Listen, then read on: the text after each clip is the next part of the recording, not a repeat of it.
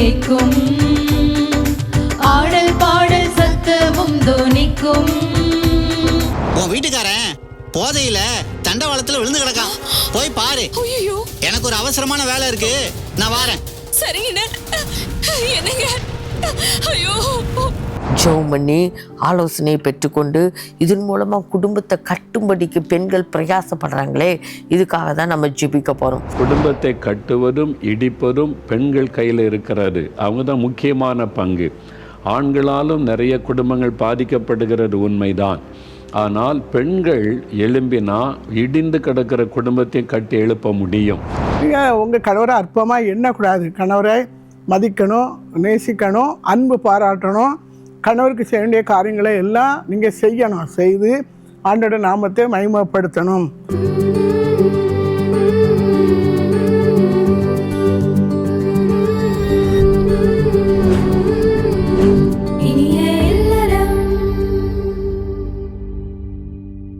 அன்பான இனியலரும் நேயர்களுக்கு இயேசு கிறிஸ்துவின் இனிதான நாமத்தில் உங்கள் அனைவருக்கும் அன்பின் வாழ்த்துக்கள். இந்த நிகழ்ச்சியின் மூலமாக உங்களை சந்திக்கிறதுல மிகுந்த மகிழ்ச்சி அடைகிறோம். இந்த நாளிலும் மனைவி என்ற தலைப்பில் நிகழ்ச்சிகளை பார்க்க போகிறோம்.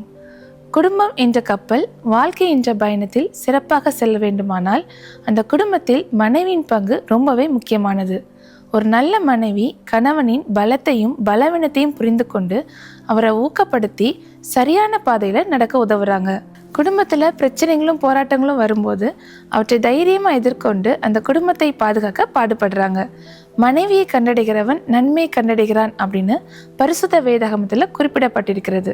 குடும்பத்தின் முன்னேற்றத்திற்கு முக்கிய காரணமாக இருக்கிற மனைவியை மதித்து அவர்களுடைய அன்பையும் தியாகத்தையும் புரிந்து கொண்டு வாழ்வது ஒவ்வொரு கணவனின் கடமையாகும். இப்பொழுதும் நம்முடைய சகோதரிகளோடு இணைந்து நம்முடைய ஆண்டவராகிய இயேசு கிறிஸ்துவை பாடி துதிப்போமா? Praise the Lord. ஆண்டவராகிய இயேசு கிறிஸ்துவின் இனிதான நாமத்தினாலே உங்கள் அனைவரையும் இந்த இனியலர் நிகழ்ச்சியின் துதி வேலைக்கு அன்போடு வாழ்த்தி வரவேற்கிறோம். நம்ம ஒவ்வொரு வாரமும் இணைந்து ஆண்டவரை துதிக்குவதன் மூலம், ஆராதிப்பதன் மூலம் அநேகருடைய வீடுகளில் ஆண்டவருடைய பிரசன்னம் கடந்து வந்து உங்கள் சூழ்நிலைகளை ஆண்டவர் தலைகீழாக மாற்றி கொண்டிருக்கிறார். இந்த நாளும் கொஞ்ச நேரம் நம்ம ஆண்டவரை துதிக்க போகிறோம். அவர் வாக்கு பண்ணியிருக்கிறார், அவரை நம்ம துதிக்கிற இடங்களிலெல்லாம் நம்ம மத்தியில் கடந்து வருவேன் என்று. அவர் வருவது மாத்திரமல்ல, நம்முடைய சூழ்நிலைகளை மாற்ற போதுமானவராய் இருக்கிறார். ஒருவேளை சிறை இருப்பின் மத்தியில, பாடுகளின் மத்தியில, என் வாழ்க்கை இனிமே முன்னேறாதா அப்படிங்கிற சூழ்நிலையில நீங்க இந்த நிகழ்ச்சியை பார்த்து கொண்டிருப்பீர்களானால் அவர் வாக்கு தத்தம் பண்ணியிருக்கிறார். எங்கெல்லாம் அழுகையின் குரல், கூக்குரலின் ஒளி கேட்டதோ அதெல்லாம் துதியின் சத்தத்தினால, ஆனந்த துதிகளினால் ஆண்டவர் நிரப்ப போகிறார். சேர்ந்து நல்ல ஒரு பழைய பாடல் பாடலாமா? ஆனந்த துதி ஒளி கேட்கும், ஆடல் பாடல் சத்தமும் துணிக்கும். இருக்கிற இடங்களை நீங்க நல்ல கரங்களை தட்டி முழு மனதோடு ஆண்டவரை துதிக்க ஆரம்பிப்போம்.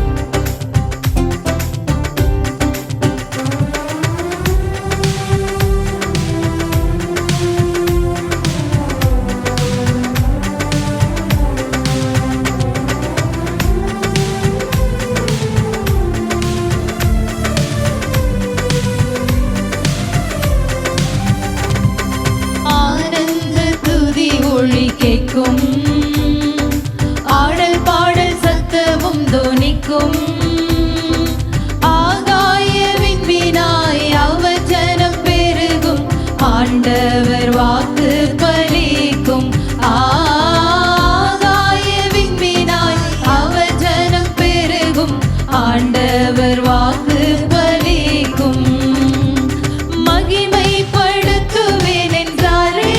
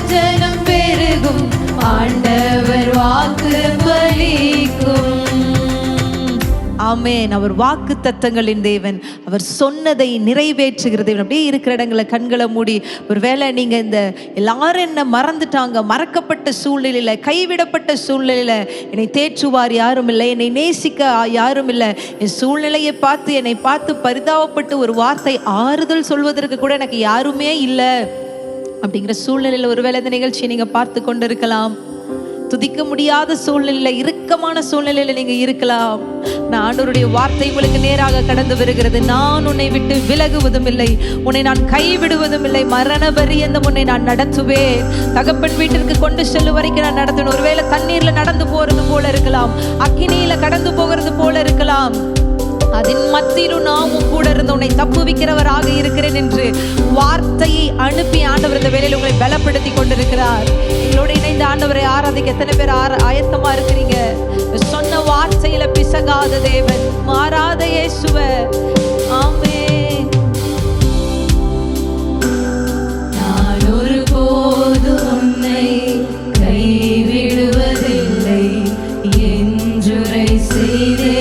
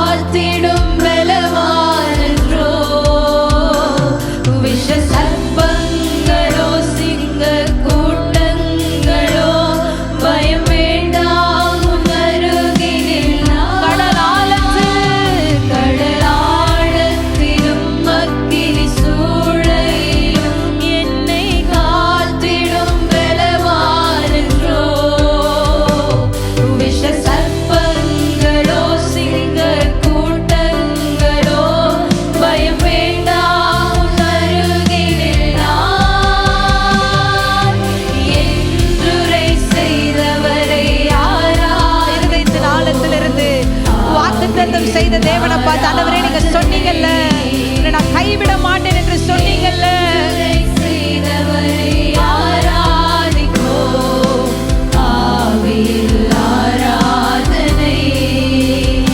ஒருவேளை நிந்தையின் மத்தியில, போராட்டங்கள் மத்தியில ஆறுதல் சொல்வதற்கு யாருமே இல்லாத சூழ்நிலையில நீங்க கண்ணீர் வடித்து கொண்டிருக்கலாம். ஆனால் என்றென்றைக்கும் மாறாத தேவன், நேற்றும் இன்றும் என்றும் மாறாதவராய் உங்களை எப்படி ஆண்டவர் ஆதியில நேசித்தாரோ அதே அன்போடு உங்களை இன்னும் அதிகமாய் நேசிக்கிறவராக, துணையாளராக உங்க அருகில அமர்ந்து உங்க கண்ணீர்களை துடைத்து வாக்குத்தத்தங்களை தந்து வார்த்தையை அனுப்பி பலப்படுத்தி கொண்டிருக்கிறார். அவரை பார்த்து, ஆண்டவரே உம்மை ஆராதிக்கிறேன், நீர் மாறாதவர். ஆறுதல் தர ஒரு வார்த்தை இல்லை, என்ன வந்தாலும் பயமே இல்லை, மாறாத இயேசு உண்டெனக்கு, மனது ஒருபோதும் ஆறுதல் தர, ஆறுதல் தர ஒரு வார்த்தை இல்லை, என்ன வந்தாலும் பயமே இல்லை,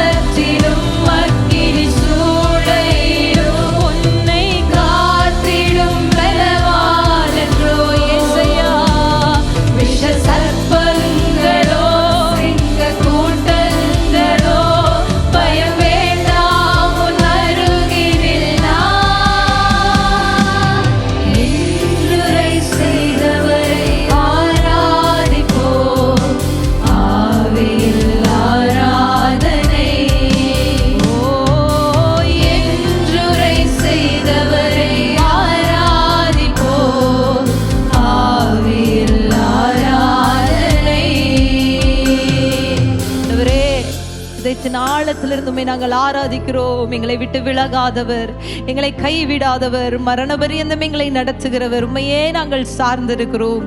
இயேசுவின் நாமத்தில் எங்கள் துதி பலிகளை நாங்கள் ஏறெடுக்கிறோம். நல்ல தகப்பனே, ஆமென். பிரியமானவர்களே, மாறாவின் கசப்பை மதுரமாய் மாற்றியவர் மனதின் ஆழத்தில் மனங்கசம்போடு மனங்கலங்கி நிற்கிறவங்களை மகிழ்விப்பார். தினமும் மகிழ்ச்சியோடு நம் மன்னன் இயேசுவை பாடி துதிக்கும் போது உங்கள் துர்க்க நாட்கள் முடிந்து போகும். நன்மையின் கிருபையும் உங்களை தொடரும். இப்பொழுதும் மனைவி என்ற சிறப்பு நாடகத்தை பார்க்க போகிறோம். பார்க்கலாமா?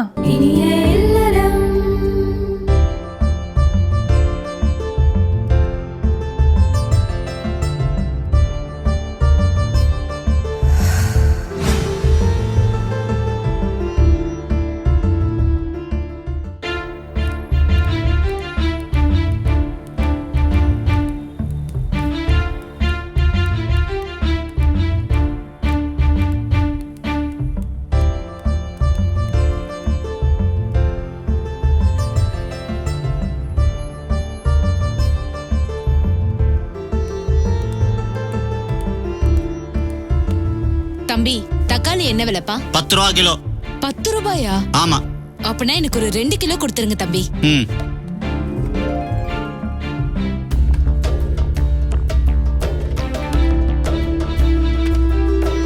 அப்படியே கோசியும் எடை போட்டுருங்க. அப்புறம் ஒரு 1/4 கிலோ கத்திரிக்காய் மட்டும் போடுங்க. இதுல போட்டுருங்க. 2 முருங்கைக்காய் போடுங்க. இதுல போட்டுருங்க. ராஜாத்தி, பழம் ஏதாவது வாங்கிக்கிறியாடா? கேரட் வாங்கி கொடுமா. பச்சையா எது தின்னாலும் சத்துதான். 10,000 ரூபாய வட்டிக்கு வாங்கிட்டு தர்றதுக்கு வழி இல்ல, குடிக்கிறதுக்கு மட்டும் வழி இருக்கு. எப்பவே பணத்தை குறா. அம்மா, நம்ம அப்பா அம்மா. அண்ணே, ஒரு மாசம் டைம் கொடுங்கண்ணே. அடுத்த மாசம் சம்பளம் வாங்கின உடனே வந்து கொடுத்துறேன். கோச்சிக்காதீங்கண்ணே.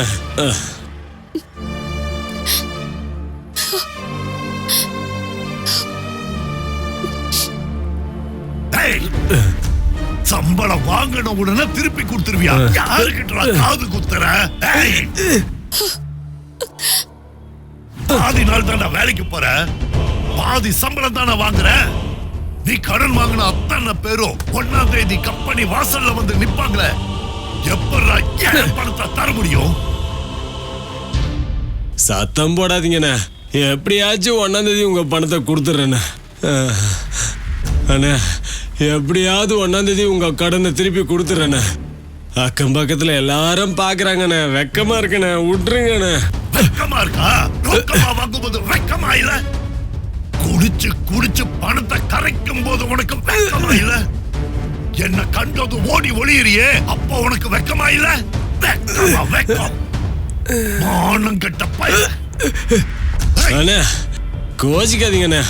அடுத்த மாசம் சம்பளம் வாங்கின உடனே உங்ககிட்ட வாங்கின கடனை கொடுத்துறேன். இந்த கட்டத்துறைய ஏமாத்தணும்னு நினைச்ச உன் வாழ்க்கை வெட்டாந்தரையா போயிடும். ஜாக்கிரதை.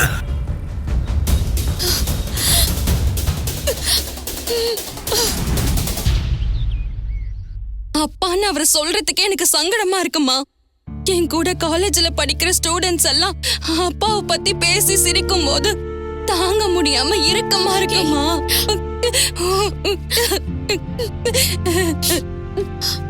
இன்னைக்கு திருந்திருவாரு, நாளைக்கு திருந்திருவாருன்னு எத்தனை நாள் தாமா ஏமாந்து நிக்கிறது. இந்த வருஷத்தோட என் படிப்பை முடிச்சிட்டு ஏதாவது ஒரு வேலைய பாத்துக்கிட்டு நான் போயிடுவேன். உன்ன நினைச்சாதாமா எனக்கு வருத்தமா ராஞ்சனி. சொல்லுங்க. குடும்ப தலைவர் வந்துட்டாரு. நீ பேசுனதெல்லாம் நான் கேட்டுக்கிட்டு தான் இருந்தேன். பாப்பா, உனக்கு போதைய பத்தி ஒண்ணுமே தெரியாது. என்னங்க? குடிச்சா போதை தலைக்கு மேல ஏறும், ஆகாயத்துல பறக்கிற மாதிரி இருக்கும், கவலையே வராது. கண்ணு ரெண்டும் ரெட் லைட் மாதிரி பொலிச்சு பொலிச்சுன்னு எரியும். இந்த வெளிச்சத்திலேயே எந்த இருட்டுக்குள்ளேயும் சும்மா ஜம்முன்னு நடந்து போலாம். பெத்த பிள்ளை கிட்ட பேசுற பேச்சா இது? அசிங்கமா தெரியல. ரஞ்சனி, சொல்லுங்க. நம்ம பொண்ணு சொல்றதும் சரிதான். அவளுக்கு நான் குடிக்கிறது அசிங்கமா தெரியுது. அந்த அசிங்கத்தை மாத்தணும்னா நான் என்ன செய்யணும்? நீங்க குடிய நிறுத்தணும். கரெக்ட் ரஞ்சனி, நீ சொன்ன கரெக்டா தான் இருக்கும். நல்லா வளர்ந்துட்டேன். நம்ம குடும்பம் நல்லா இருக்கணும்னா நான் குடிக்கிறத நிறுத்தணும். ரஞ்சனி, இந்த நிமிஷத்துல இருந்து நான் குடிக்கவே மாட்டேன். உன் தலைமையில அடிச்சு சத்தியமா சொல்றேன், நான் இனிமே குடிக்கவே மாட்டேன். இது போதுங்க. ரஞ்சனி, நான் குளிச்சுட்டு வந்துடுறேன். குடிய மொத்தமா தலை முழுகிட்டு வந்துடுறேன். சாப்பாடு எடுத்து வை. சந்தோஷமா? சந்தோஷம்.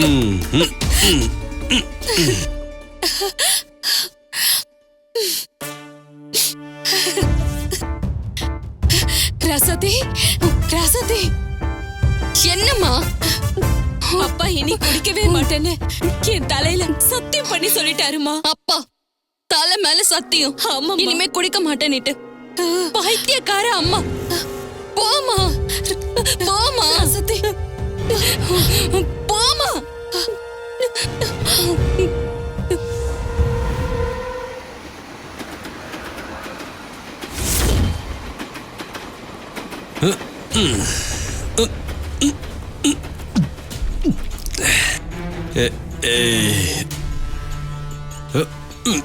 போலாம். ரைட், போலாம். ரைட், நேரா போ.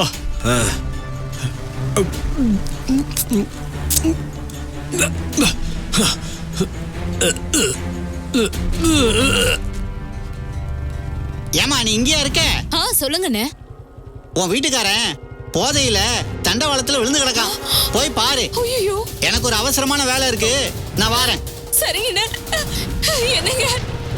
ஐயோ ஐயோ, என்னங்க? எந்திரிங்க. என்னங்க? யாரடி நீ தூங்குறவட போய் தொல்லை பண்ற? ஐயா ஐயா, கொஞ்சம் பைய நிறுத்துங்க ஐயா. ஐயா ஒரு கை புடிங்க ஐயா. என்னங்க? என்ன தம்பி, கொஞ்சம் வாப்பா வாப்பா. ஏவண்டியாது என்ன எழுப்பு வருது. மயங்கி விழுந்துட்டே இருப்பா, ஒரு கை பிடிப்பா. என்னங்க?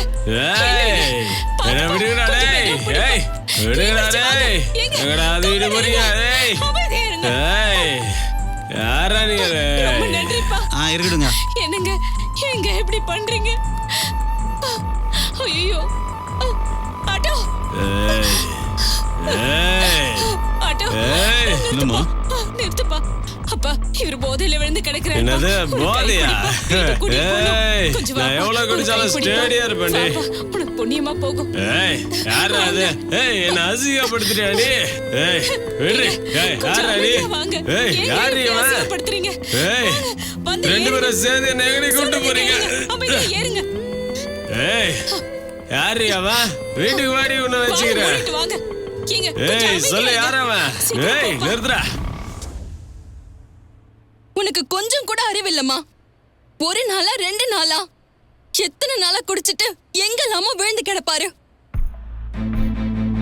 3-4 பேரை ஏற்பாடு பண்ணி வீட்டுக்கு கூட்டிட்டு வந்து சேர்த்துருவ. நீ இப்படி பண்றதுனாலதான் எப்படியும் நம்ம பொண்டாட்டி வீட்டுல கொண்டு போய் சேர்த்துருவான்ற நம்பிக்கையில பொழுதன்னைக்கும் குடிச்சிட்டு வராரு. அவரை கெடுக்கிறதே நீதாமா. கர்த்தர் அப்பாக்கு இன்மையா கொடுத்த வேலையில உண்மையாவும் இல்ல, நேர்மையாவும் இல்ல. கர்த்தரோட ஆசீர்வாதம் எப்படிமா வரும்? நான் ஒரு முடிவுக்கு வந்துட்டேன். என்னம்மா? நாம திருப்பூருக்கு போயிருவோம். எதுக்குமா? அங்க நிறைய ஜவுளி ஃபேக்டரிஸ் இருக்கான். எப்படியாச்சும் நமக்கு வேலை கிடைக்கும், பொழைச்சிக்கலாம். என்ன சொல்றமா? கொஞ்சம் பொறுமையா இருப்போமா? இன்னும் பொறுமையா? எதுக்கு? மனைவிகளே, உங்கள் சொந்த புருஷர்களுக்கு கீழ்ப்படிந்திருங்கள். அப்பொழுது அவர்களில் யாராவது திருவசனத்திற்கு கீழ்ப்படியாதவர்களாக இருந்தால் பயபக்தியோடு கூடிய உங்கள் கற்புள்ள நடக்கையை அவர்கள் பார்த்து போதனை இல்லாமலே மனைவிகளின் நடக்கையினாலேயே ஆதாயப்படுத்திக் கொள்ளப்படுவார்கள் அப்படின்னு பரிசுத்த வேதம் சொல்லுதுமா. அதுக்காக தான் பொறுமையா இருப்போன்னு சொல்றேம்மா. ஏதோ பண்ணுங்க ரஜதி.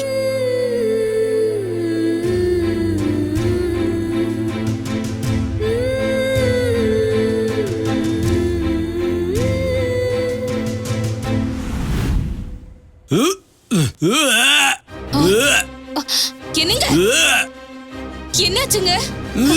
என்னாச்சுங்க? என்னாச்சு? வாந்தி வருதா? எடுங்க, கையில எடுங்க. என்ன இன்னும் வருதா? எடுங்க, எடுங்க, எடுங்கப்பா. இன்னும் வந்தா எடுங்கப்பா. இருங்க, நான் போய் கையை கழுவிட்டு வந்துடுறேன்.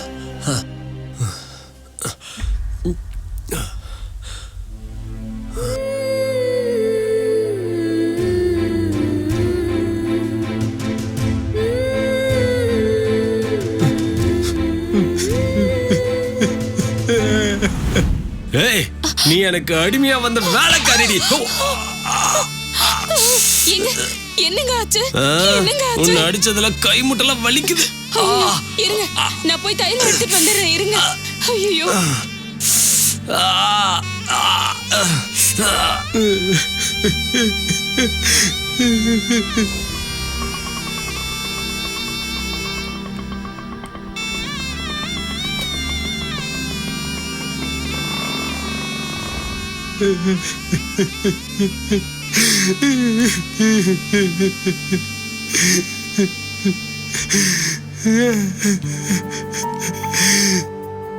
ஏசப்பா, என் மனைவி நீர் எனக்கு கொடுத்த ஆசீர்வாதம்.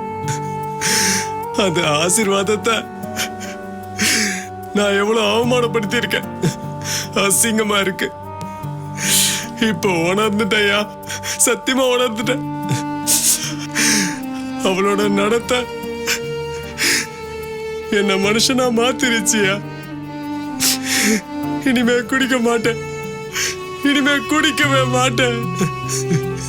ஏசப்பா, என்ன மன்னிச்சிருக்க. ஏசப்பா, மன்னிச்சிருக்க.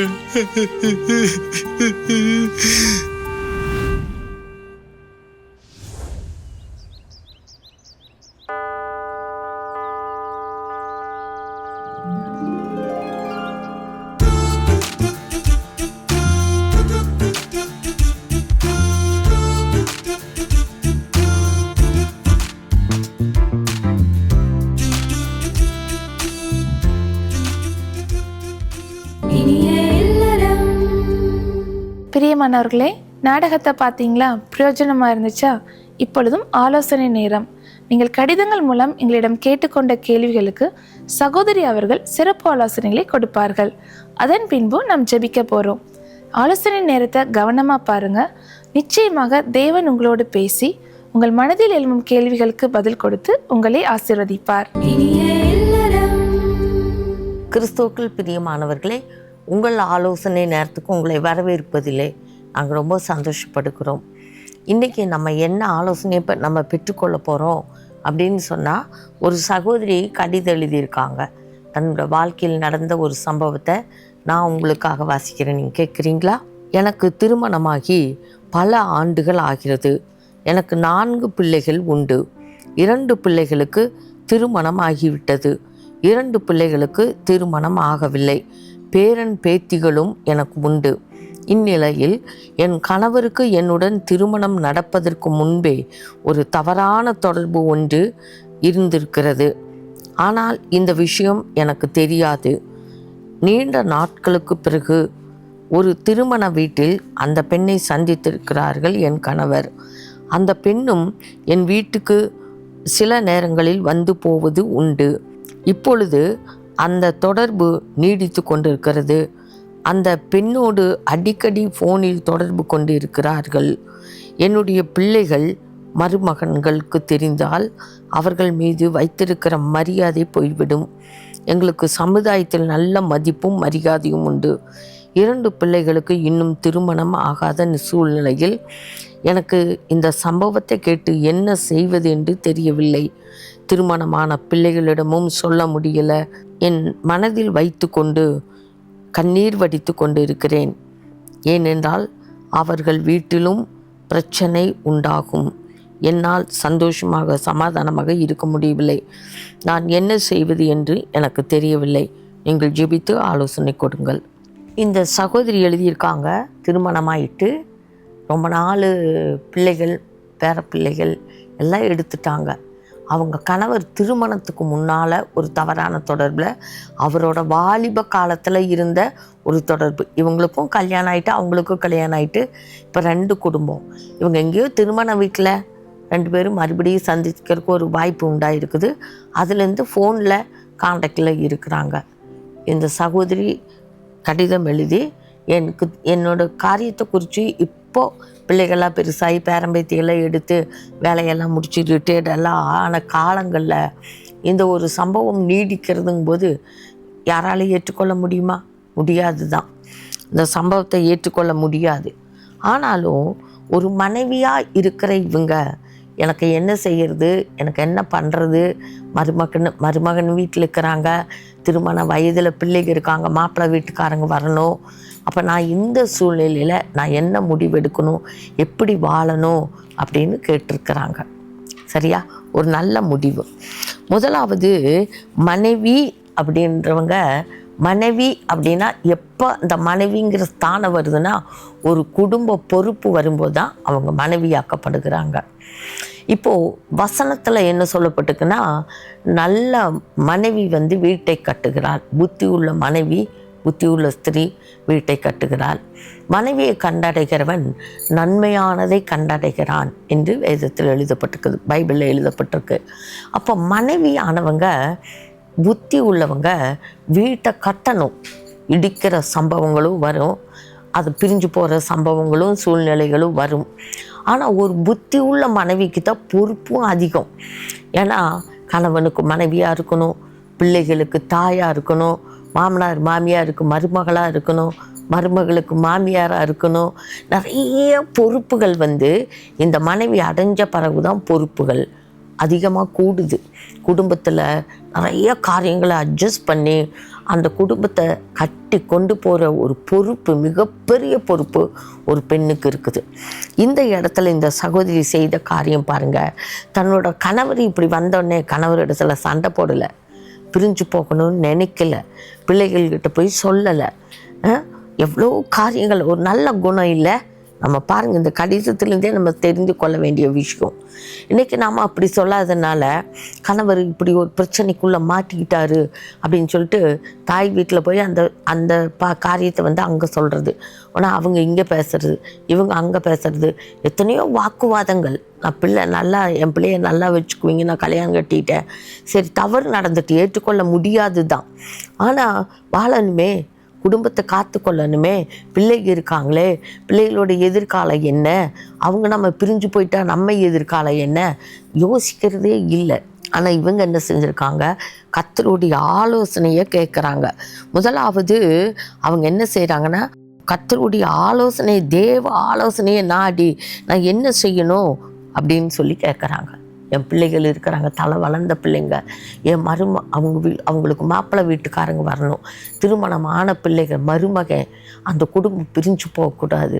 இப்படி தெரிஞ்சால் அவங்க அப்பாவுக்கு இந்த வயசில் இந்த காரியம் தேவையா அப்படின்னு பிள்ளைகளாக பேசுவாங்க இல்லையா? அந்த குடும்பங்கள் உடஞ்சி போகக்கூடாது, எங்கள் குடும்பம் சமாதானம் கட்டக்கூடாது, இதுக்கெல்லாம் நான் என்ன செய்யணும் அப்படின்னு கேட்டிருக்கிறாங்க. வேத ஒழுங்கின்படி முதலாவது ஜெபிக்கணும். ஒரு மனைவி தன்னோட குடும்பத்தை காத்து கொள்ளணும்னா ஒரு நல்ல மனைவியாக இருந்தால், அந்தபடி மனைவிகளே உங்கள் சொந்த புருஷருக்கு கீழ்ப்படிந்துங்கள். அப்பொழுது அவர்கள் யாராவது திருவசனத்துக்கு கீழ்ப்படியாமல் போனால் பயபக்தியோடு கூடிய உங்கள் கற்புள்ள நடக்கை அவங்க பார்த்து, நீங்கள் போய் போதிக்காமையே மனைவிகளின் நடக்கையினாலேயே அவங்கள நீங்கள் ஆதாயப்படுத்திக்கணும். தவறான காரியம்தான், கணவர் போகிறது தப்பு தான், ரைட்டுன்னு சொல்ல வரல.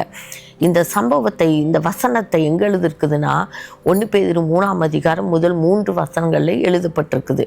அப்போ மனைவியினால் வீட்டை கட்ட முடியும், அது இடித்து போடுறதுக்கும் அவங்களால முடியும், கட்டுறதுக்கும் அவங்களால முடியும். அப்போ ஒரு பெண்ணால் எதையும் சாதிக்க முடியும். அதுதான் நம்ம சாதிக்க முடியாத வேதத்தில் சொல்லலை. 2வது இவங்க பாருங்கள், ஆண்டவர் கொடுக்குற ஆலோசனையை நாடாங்க சொந்த முடிவெடுக்கலை, கர்த்தருடைய ஆலோசனையை நாடுகிறாங்க. கர்த்தர் என்ன சொல்ல போகிறாரு, என்ன சொல்ல வராரு, அப்போ வேதத்தில் என்ன சொல்லப்பட்டிருக்கு, நான் என்ன செய்யணும், நான் என்ன முடிவெடுக்கணும் இந்த நேரத்தில் அப்படின்னு ஆலோசனை கேட்குறாங்க. அதுக்கு தான் இந்த ஆலோசனை. உங்களால் முடியும். இந்த குடும்பத்தை கட்டுறதும் இந்த குடும்பத்தை இடிச்சிட்டு வேண்டான்ட்டு போகிறதும் உங்கள் கையில் தான் இருக்குது. அப்போ மனைவிகள் தான் இந்த காரியத்தில் நம்ம சரியான முடிவெடுக்கணும். குடும்பம் உலகத்தில் சொல்லுவாங்க, இடிப்பது ஆவதும் பெண்ணாலே அழிவதும் பெண்ணாலேன்னு.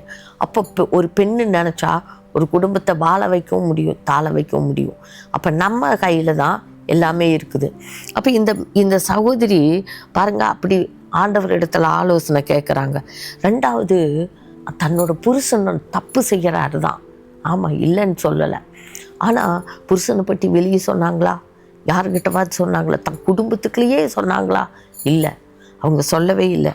அந்த வசனத்தில் சொல்ல அவங்க எழுதியிருக்கிறாங்க, என் 2 பிள்ளைகளுக்கும், என் பிள்ளைகளுக்கும், என் கல்யாணம் ஆன பிள்ளைகளுக்கும் சொல்லலை, ஆகாத பிள்ளைகளுக்கும் நான் தெரியப்படுத்தலை, நான் என்ன செய்யணும் அப்படின்னு கேட்டிருக்கிறாங்க. தன்னோட பிள்ளைகளுக்குள்ளேயே அவங்க தெரியப்படுத்தலைன்னா மற்றவங்ககிட்ட போய் சொல்ல போகிறது இல்லை. நம்ம என்ன செய்கிறோம், இன்றைக்கி நிறைய பேர் இடத்துல தம் புருஷன் ஒரு தப்பு கண்டுக்கிட்டா, இந்த கணவர் ஒரு தப்பு செஞ்சுட்டாருன்னா ஊரெல்லாம் தூத்தி யார் எத்தனை பேர்கிட்ட சொல்ல முடியுமோ அத்தனை பேர்கிட்டமும் தம் உள்ளத்தில் இருக்கிற ஆத்திரத்தையும் காரியத்தையும் சொல்லி தீர்த்துடுறோம்.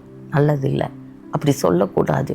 மரியாள் தன்னுடைய ரகசியத்தை, காரியத்தை தன் இருதயத்தில் வைத்தாள் என்று வேதத்தில் எழுதப்பட்டிருக்குது. அப்போ நம்முடைய காரியம், ஒரு காரியத்தை நம்ம கேள்விப்பட்டால் இருதயத்தில் முதல்ல வச்சு பழகணும், அதை மறைச்சு பழகணும். அந்த வீட்டு சத்தம் வெளியே போகக்கூடாது. ஏன்னா நல்ல ஒழுக்கமுள்ள ஸ்திரீ தன் மானத்தை காப்பாள். வெளியே சொன்னால் யாருக்கு மானம் போகும்? நமக்கு தான் மானம் போகும். பிள்ளைகள் வாழ்க்கை கெடும், பிள்ளைகளோட வாழ்க்கை பாதிக்கப்படும். இதையெல்லாம் ஒரு பொண்ணு சுமைதாங்கி மாதிரி சகித்து கொண்டு தாங்கி கொண்டு அந்த காரியத்தில் முன்னேறும்போது கண்டிப்பாக இந்த கணவர் மாற்றப்படுவார், தொடப்படுவார், சந்திக்கப்படுவார். அப்புறமா கணவருக்காக ஜெபிக்கணும். ஆலோசனை கேட்டாங்க, சொல்லியாச்சு, ஜெபிக்கணும். தான் கணவர் மனமாற்றத்துக்காக ஜெபிக்கணும். அப்போ ஜெபிக்கும்போது கர்த்தர் ஜெபத்தை கேட்டு ஒரு மாற்றத்தை கணவருக்குள்ளே உண்டாக்குவார். அது வசனம். நீங்கள் சொல்லாமலேயே அவங்க மனம் மாறுவாங்க அப்படின்னு ஆண்டவரோட வார்த்தை சொல்லுகிறது. எப்படி மாறுவாங்க? நீங்கள் ஜெபிக்கும்போது, நீங்கள் அவருக்காக, அவரோட மன மாற்றத்துக்காக. ஏன்னா பாவம் செய்கிறவங்க பிசாசின் அடிமைத்தனத்துக்குள்ளே சிக்கி இருக்கிறாங்க.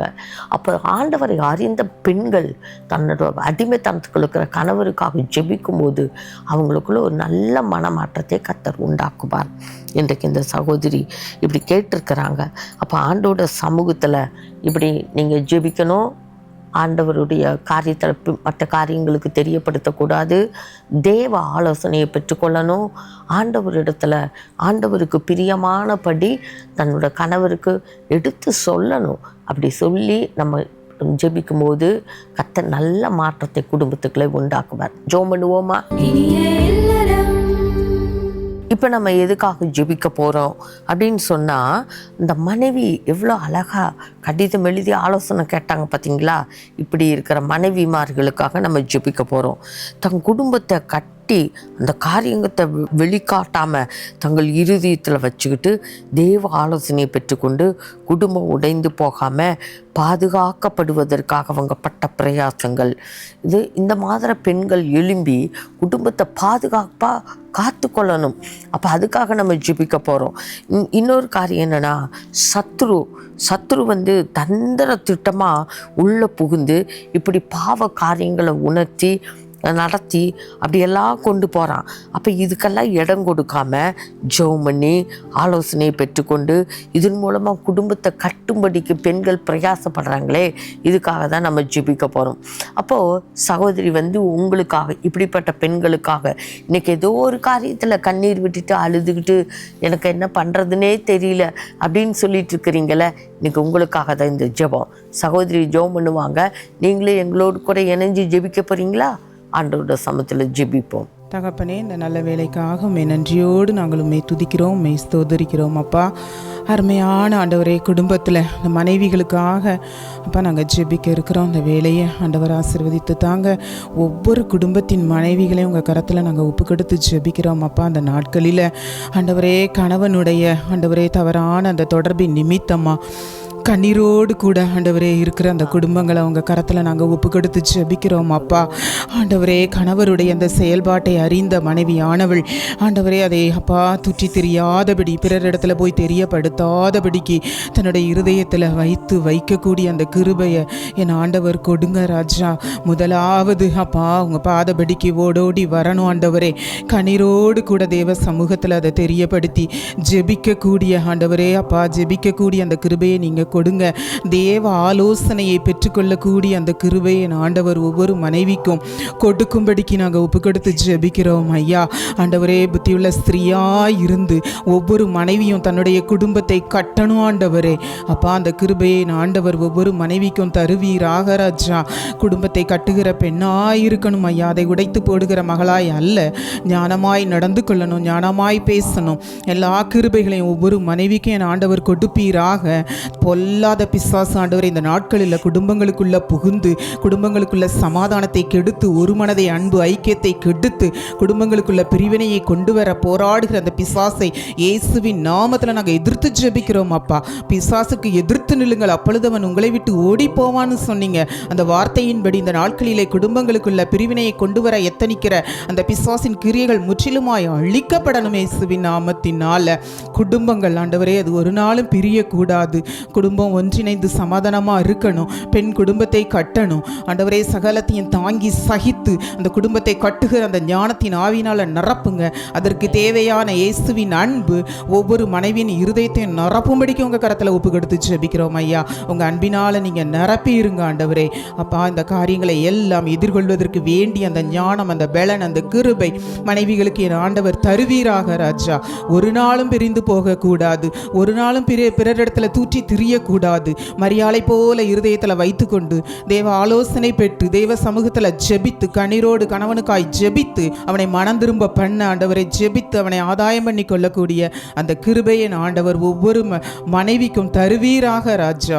கத்தர் அப்படி செய்கிற கிருபைக்காக ஸ்தோத்திரம். என் கத்தர் உண்டாக்கின குடும்பம் அது பரிசுத்தமானது ஆண்டவரே. அது ஒரு நாளும் பிரியக்கூடாது. அதை கட்டுகிற பெண்ணாய் ஆண்டவரை மனைவியானவள் இருக்க வேண்டும். அந்த கிருபை இந்த நாளிலே என் ஆண்டவர் ஒவ்வொரு மனைவிகளுக்கும் தருகிறதற்காக ஸ்தோத்திரம். உங்கள் கிருபையுள்ள கரத்துக்குள்ள குடும்பங்களை ஒப்பு கொடுக்கிறேன். கத்தர் பொறுப்பெடுத்துக்கோங்க, ஆசீர்வதிங்க. இயேசுவின் நாமத்தில் ஜெபிக்கிறேன் நல்ல பிதாவே, ஆமேன் ஆமேன். கத்தர் நம்முடைய ஜெபத்தை கேட்டபடியினால் கத்தருக்கு நன்றி, கத்தருக்கு நன்றி, கத்தருக்கு ஸ்தோத்திரம். அடுத்தபடியாக நம்ம எதுக்காக ஜெபிக்கிறோம் அப்படின்னு சொன்னால், இப்போ கணவர்கள் எத்தனையோ குடும்பத்தில் கணவர் மனம் திரும்பாமல் இருக்கிறாங்க. இச்சையின் ஆவி, இது ஒரு ஆவி. அந்த ஆவி நிமித்தமாக அந்த ஆவி, இச்சையின் ஆவி அந்த குடும்பத்துக்குள்ளே புகுந்ததுனால கணவன் மனைவிக்குள்ள ஒரு பெரிய பிரிவு, பிரச்சனை, சமாதானம் இல்லை, குடும்பத்துக்குள்ள ஐக்கியம் இல்லை, பொறுப்பு இல்லை, தன்னோட கணவர் பொறுப்பாக நடந்துக்கிறது இல்லை. இதனால் பெரிய பிளவு, பிரிவினை, பிரச்சனைகள், மனைவியை கவனிக்கிறது இல்லை, பிள்ளைகளை கவனிக்கிறது இல்லை. இப்படி தகப்பனுக்கு மனைவிக்கு நல்ல கணவராக இல்லை, பிள்ளைகளுக்கு நல்ல தகப்பனாக இல்லை, தன்னோட வாழ்க்கையில் நல்ல ஒழுக்கம் இல்லை, எப்படி வாழ்ந்துக்கலாம், எப்படி இருந்துக்கலாம், இது என்ன வாழ்க்கையா? இப்படிப்பட்ட வாழ்க்கை வாழ்ந்து கொண்டிருக்கிற எத்தனையோ சகோதரர்கள் பொறுப்பில்லாமல் குடும்பத்தை கவனிக்காமல் திருமணம் செய்துக்கிட்டால் போதுமா, மனைவி பிள்ளைகளை காப்பாற்ற வேண்டிய பொறுப்பு மனைவிகளுக்கு உண்டு. ஆனால் இது மாதிரி நடக்காத எவ்வளோ சகோதரர்கள் பொறுப்பில்லாமல் இன்றைக்கி இப்படிப்பட்ட கணவர்மார்களுக்கு தான் நம்ம ஜெபிக்க போகிறோம், சகோதரர்களுக்கு தான் ஜெபிக்க போகிறோம். சகோதரி ஜெபம் பண்ணுவாங்க, ஆண்டவர் ஜெபத்தை கேட்டு மாற்றங்களை உண்டாக்குவார். பரலோகத்தின் நல்ல தேவனே அப்பா, எத்தனையோ குடும்பங்களில் கணவர் மனம் திரும்பாதபடி இச்சையினால் அணியப்பட்டு ஆண்டவரே மனைவிக்கு துரோகம் பண்ணுகிற கணவருக்காக செபிக்கிற ஆண்டவரே அப்பா, தன் பாவங்களை மறைக்கிறவன் வாழ்வடைய மாட்டான், அவைகளை அறிக்கை செய்து விட்டு இரக்கம் பெறுவான்னு சொல்லி வேதவசனம் சொல்லுகிறதப்பா. ஆண்டவரை திருமணம் ஆகும்போது அநேக வாக்குத்தத்தங்களை சொல்லி மனைவி கைப்பிடிக்கிறாங்க, சொந்த சரீரத்தை போல நேசிப்பேன் என்று சொல்கிறாங்கப்பா. ஆனால் அதையெல்லாம் மறந்து இந்த நாட்களில் இச்சையில் அடிமைப்பட்டு பாவத்தில் உழண்டு கண்டு கிடக்கிறாங்களேயா. ஆண்டவரே அவர்களை கத்தனை ரட்சிக்கும்படியாய் செபிக்கிற ஆண்டவரே அப்பா. அந்த ஒரு கணவன் ஆண்டவரை மனைவியில் அன்பு செலுத்துவது இல்லை அப்பா. வேதவசனம் இப்படியா சொல்லுது, புருஷர்களே உங்கள் மனைவியில் அன்பு கூறுங்கள் என்று சொல்லி அன்பு கூறாதபடி இச்சையினால ஆண்டவரை தவறான பழக்கத்தினால மனம் திரும்பாதபடி உழண்டு கொண்டு கணவருக்காக செபிக்கிற ஐயா. ரட்சிப்பு உம்முடையது என்ற வேதத்தில் வாசிக்கிறோம் ஐயா. ஆண்டவரை மனைவிக்கு ஏற்ற கணவனாய் நடந்து கொள்ளணுமே, பொறுப்புள்ள கணவனாய் நடந்து கொள்ளணுமே, பிள்ளைக்கு ஏற்ற தகப்பனாய் நடந்து கொள்ளணுமே ஆண்டவரே அப்பா. அவளுக்கு மனமாற்றத்தை உண்டு பண்ணும்படியாய் செபிக்குறையா ஆண்டவரே. பூமியிலே பாவங்களை மன்னிக்க மனுஷகுமாருக்கு மட்டுமே அதிகாரம் உண்டு, வேதத்தில் வாசிக்கிறோம் அப்பா. அவருடைய பாவத்தை மன்னிக்க உமக்கு மட்டுமே அதிகாரம் உண்டு அப்பா. அந்த இச்சையில் அடிபட்டு கிடக்கிறதான இவர்களை ஆண்டவனை ரட்சிக்கும்படிக்கு செபிக்கிறப்பா. மனமாறுதலை உண்டாக்கும்படியாய் செபிக்கிறோம். பரிசுத்த ஆவியானால் மாத்திரம்தான் மனமாறுதலை உண்டாக்க முடியும் அப்பா. பரிசுத்த ஆவியானால் இப்படிப்பட்ட வாழ்க்கையில ஆண்டவர் உழண்டு கொண்டு கணவர்மாரை கத்த ரட்சிக்கும்படியாய் செபிக்கிறோம் ஆண்டவரை. ரட்சிப்பு உம்முடைய வேதத்தில் வாசிக்கிறோம் அப்பா. நம்முடைய ரத்தம் சகலத்தை நீக்கி சுத்திகரிக்கின்ற வேதத்தில் வாசிக்கிறோம் அப்பா. ஆண்டவரே ரட்சித்து சாட்சியா பிள்ளைகள் நிறுத்துவீராக. இதனால ஆண்டவரே கணவன் மனைவிக்குள்ள பிரிவினைகளை உண்டாகிறது அப்பா. பிள்ளைகளுக்கு அன்பு செலுத்த முடியாத சூழ்நிலை ஆண்டவரே, இந்த நிலைமைகளாக மாறணுமே ஆண்டவரே. கத்தர் கிரியை செய்வீராகப்பா. ஆண்டவரே நாமத்தில் எதை கேட்டால் செய்வேன் சொன்னீங்களப்பா. நீங்கள் விசுவாசம் உள்ளவர்கள் ஜெபத்தில் எவைகளை கேட்பேன் அவர்களை பெறுவீர்கள் என்று சொன்னீர் ஆண்டவரே அப்பா. ஜெபிக்கிறதான பிள்ளைகள் இந்த நேரத்தில் ஒப்பு கொடுத்து ஜெபிக்குறையா. கணவன்மாருடைய ரட்சிப்பு ஆண்டவர் உண்டாகும்படியாய் ஜெபிக்குறையா. சாட்சியுள்ள குடும்பங்களாய் கத்தர் நீ மாற்றும்படியாய் ஜெபிக்கிறோம் ஆண்டவரே. நீ ரட்சித்து சாட்சியாய் நிறுத்த போறதற்காக உமக்கு நன்றி செலுத்துகிறோம். இயேசுவின் நாமத்தில் ஜெபிக்கிறோம் நல்ல பிதாவே, ஆமென். கத்தரி நம்முடைய ஜெபங்கள் எல்லாம் கேட்டு குடும்பங்களுக்குள்ளே மாற்றங்களை உண்டாக்குகிறபடினால் கத்தருக்கு நன்றி, கத்தருக்கு நன்றி. எங்கள் ஜெபங்கள் எல்லாம் ஏற்றுக்கொண்டதற்காக உமக்கு ஸ்தோத்திரம். இயேசுவின் மூலம் வேண்டுகிறோம் பிதாவே, ஆமென். பிரியமானவர்களே, ஆலோசனை நேரம் உங்களுக்கு ஆசீர்வாதமாக இருந்திருக்கும் என்று நாங்கள் நம்புகிறோம். நீங்கள் உங்களுடைய வாழ்க்கையில் சந்தித்து கொண்டிருக்கிற பிரச்சனைகளுக்கு ஏதேனும் ஆலோசனை தேவைப்பட்டால் கடிதங்கள் மூலம் எங்களுக்கு தெரியப்படுத்தலாம். இந்த நிகழ்ச்சியில் ஜெபத்தோடு நம்முடைய சகோதரிகள் உங்களுடைய கேள்விகளுக்கு பதில் கொடுத்து உங்களுக்காக ஜெபிப்பார்கள். இப்பொழுதும் சகோதரர் மோகன் சிலாசரஸ் அவர்களின் சிறப்பு செய்தியின் தொகுப்பை பார்க்க போகிறோம். பார்க்கலாமா? குடும்பத்தினுடைய முக்கியத்துவத்தை ஒவ்வொருவரும் உணர்ந்து கொள்ள வேண்டும். அதில் மனைவிக்கான பொறுப்பு, கணவனுக்கான பொறுப்பு என்று சொல்லும்போது முதலாவது மனைவிக்கு தான் அந்த பெரிய உத்தரவாதம் இருக்கிறது. என்ற வசனம் என்ன சொல்லுது? புத்தி உள்ள ஒரு பெண் தன் குடும்பத்தை கட்டுகிறாள், புத்தி இல்லாதவளோ தன் கைகளினால் அவள் இடித்து போடுகிறாள் என்று வசனம் சொல்லுகிறாரு. அப்போ குடும்பத்தை கட்டுவதும் இடிப்பதும் பெண்கள் கையில் இருக்கிறது. அவங்க தான் முக்கியமான பங்கு. ஆண்களாலும் நிறைய குடும்பங்கள் பாதிக்கப்படுகிறது உண்மைதான். ஆனால் பெண்கள் எழும்பினா இடிந்து கிடக்கிற குடும்பத்தையும் கட்டி எழுப்ப முடியும், சரிப்படுத்த முடியும். அதைத்தான் வேதம் சொல்லுகிறாரு. அதனால தான் பெண்கள் தான் குடும்பத்தின் காரியத்தில் ரொம்ப முக்கியமானவர்கள். இயற்கையாகவே அவங்களுக்கு தான் அந்த சுபாவங்கள் இருக்கிறது. ஒரு குடும்பத்தை கவனிக்க, கணவரை கவனிக்க, பிள்ளைகளை கவனிக்க, குடும்பத்தை கட்டி எழுப்புகிற அந்த திறமையும் ஞானமும் பெண்களுக்குத்தான் உண்டு. அது சாதாரண ஒரு விஷயம் அல்ல. அதனால் பெண்கள் அதுக்கென்று பிரத்யேகமான ஒரு சுபாவத்தோடு ஆண்டவரால் உருவாக்கப்பட்டவர்கள், படைக்கப்பட்டவர்கள். கணவருக்கும் அதனால் பங்கில்லைன்னு சொல்ல முடியாது, முக்கியமான பங்கு இருக்கிறது. ஒவ்வொன்றையும் நம்ம தியானிக்கலாம். முதலாவது மனைவிமாருக்குள்ள பங்கை வைத்து தியானித்து வருகிறோம். கடந்த வாரத்தில் தியானித்தோம், மனைவிகளே கர்த்தருக்கு கீழ்ப்படுகிறதை போல உங்கள் சொந்த புருஷருக்கு கீழ்ப்படியுங்கள்.